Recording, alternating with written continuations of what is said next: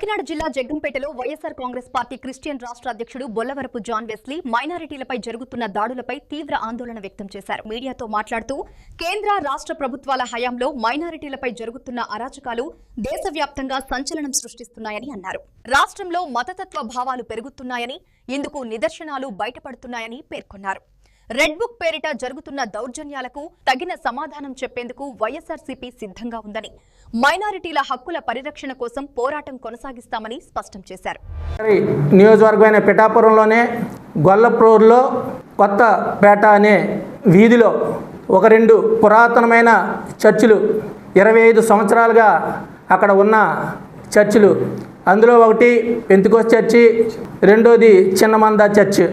ఆ రెండిటి చర్చిలకి సంబంధించి అక్కడున్న ఏదైతే ఈ మతతత్వానికి వ్యతిరేకంగా పోరాడుతున్న కొంతమందిని పోగేసుకొని ఆర్ఎస్ఎస్ మరియు ఈ కూటమిలోని పార్టీలకు సంబంధించిన వ్యక్తులు ఆ రెండు చర్చిలకు వెళ్ళి ఆదివారం ఆరాధన జరుగుతుంటే, ఇది డిసెంబర్ 20వ తారీఖున జరిగింది. ఆ చర్చిలో గొడవ చేసి అక్కడ అల్లరి పెట్టి ఆ చర్చికి తాళాలు వేయడం జరిగింది.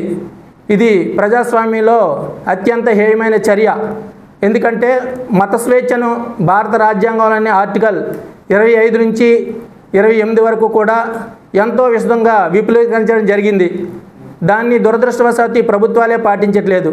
దీనికి కొనసాగింపుగా మొన్న జనవరి 4వ తారీఖుని అనంతపురంలోని ఉరవకొండలో కోడూరు పోలీస్ స్టేషన్ పరిధిలో కొర్రుకోడులో ఎవరైతే అనంతపురం నుంచి గాస్పల్ ప్రీచ్ చేయడానికి అక్కడికి వెళ్ళారో వారు వెళ్ళిన వ్యాన్ మీద రమారమి ఒక 30-40 మంది సంఘ వ్యతిరేక శక్తులు అక్కడ దాడి చేసి ఆ యొక్క వ్యాన్ని ధ్వంసం చేసి వీరందరినీ భయభ్రాంతులను చేసి అక్కడి నుంచి తరిమివేయడం జరిగింది.